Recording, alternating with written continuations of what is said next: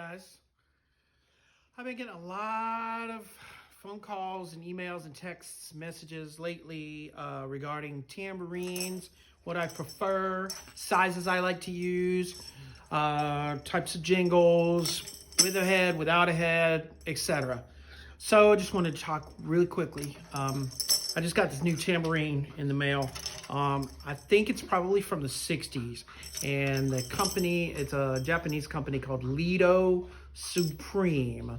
If you ever see one of these, I highly recommend it. This is the first one I've ever seen. Lido Supreme also was a name of a drum company.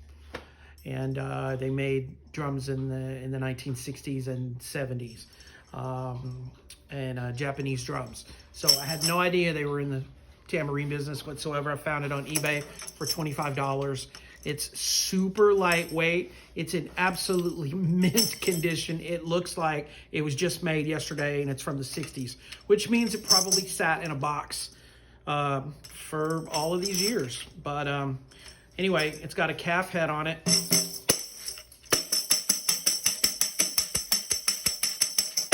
Sounds beautiful. It's super lightweight, so it's really easy to maneuver. So I have to get used to it because some of my other tambourines are a little bit heavier, and I've kind of gotten used to the weight of a heavier tambourine. So it doesn't take as much movement to play this thing. Very little, actually.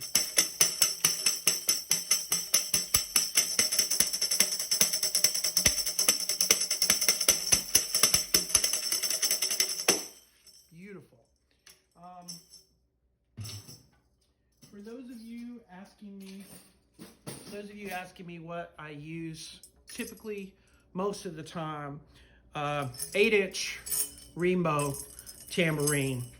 I like the double row just because it's a little bit bigger of a sound, and I like the head on it because I like to smack it.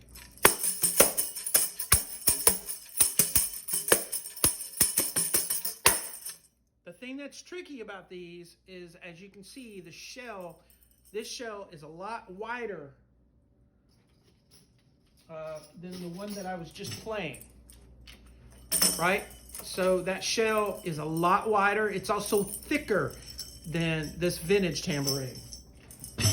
It's also heavier. The Remo tambourines have a plastic wrap around the shell. I'm not sure why they do that. Maybe for durability. I don't really know. Maybe so that you won't get splinters. I don't really know. But these are very good tambourines. They're like $25, $30.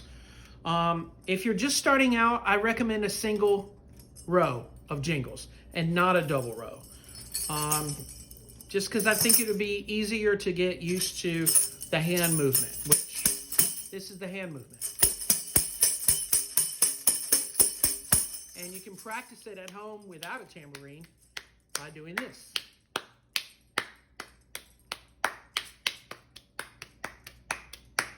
Your hands are going to be moving like this.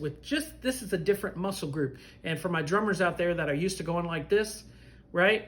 Or this is a whole other movement on its own, right?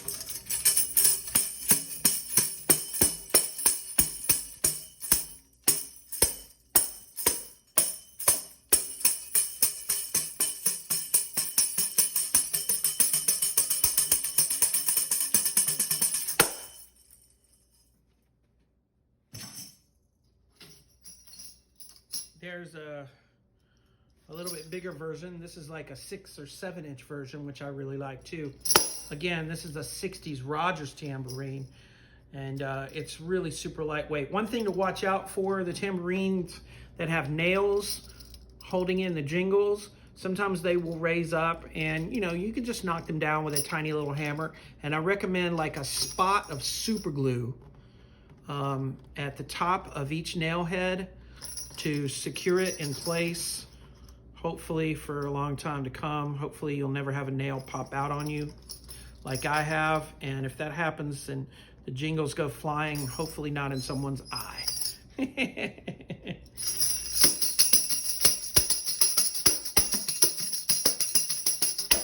Somebody asked me recently, why do you prefer vintage tambourines over new tambourines? I mean, why do I play drums from the 60s and 70s and 1920s? Because it's just the sound, you know. Using a brand new piece of wood, sometimes they can have a brighter tonal quality to it, you know. So I like to use stuff that's like a little bit older, and it's been played for a while, and it's been weathered, and, you know, it's got some mojo. There's also much smaller tambourines. This is a 4-inch tambourine, and this one is really fun to play. Really nice in the studio. Microphones love little tambourines. Believe it or not, under a really good tube microphone, this thing can sound huge.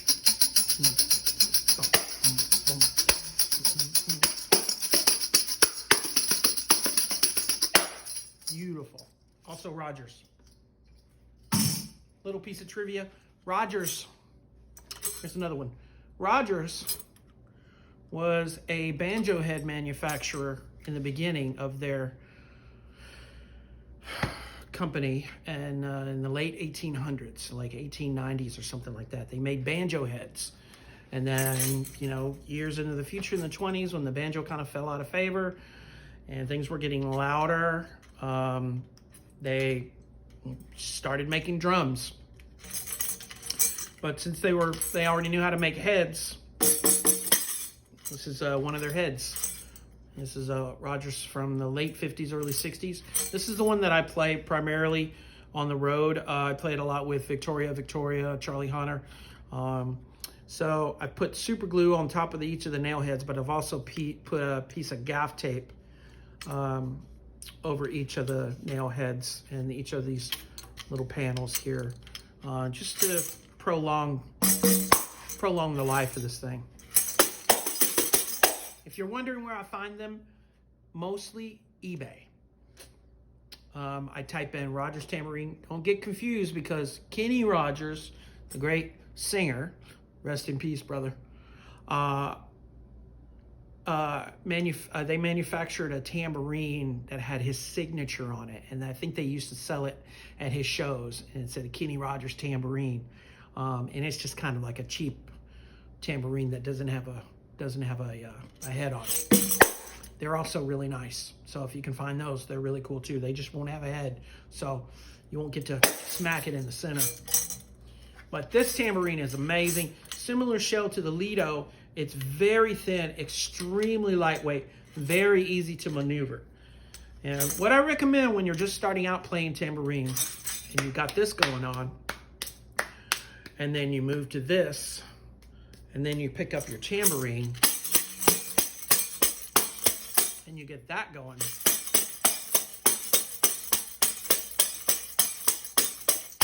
Explore the entire surface of this tambourine and this head with your hand.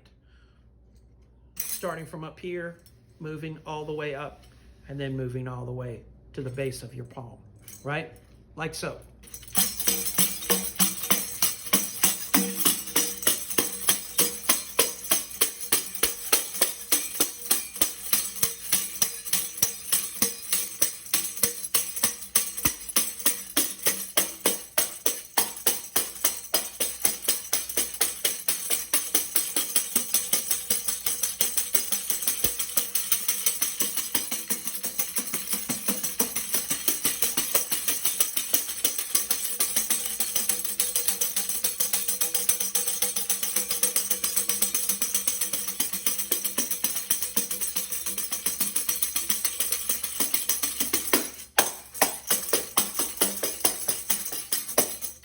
That way you're gonna find the spot, your sweet spot. I have a couple right here.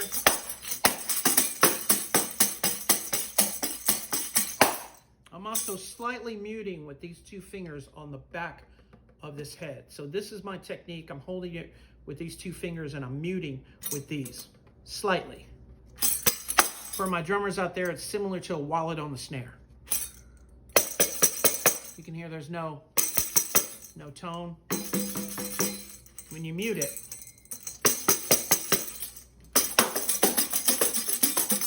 Sometimes it's unmuted though.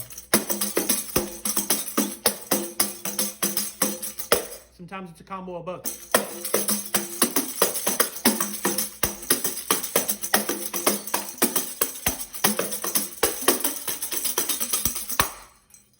There you go.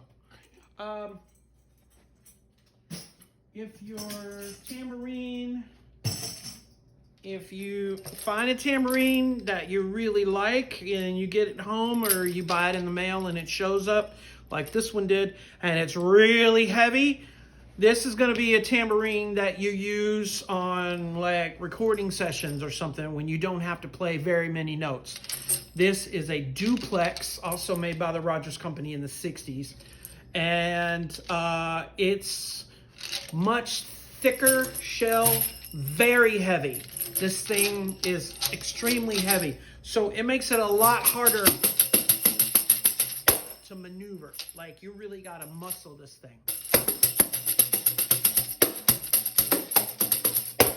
So I'm not going to be doing like a bunch of 16th notes on this thing. No. This is going to be good for like slow part.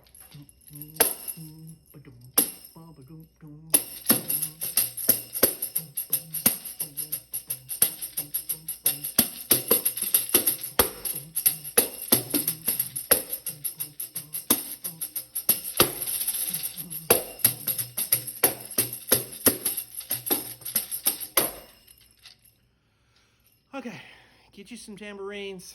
I recommend getting all different kinds, all different sizes, shapes, and experiment with them and have fun, and we'll see you soon.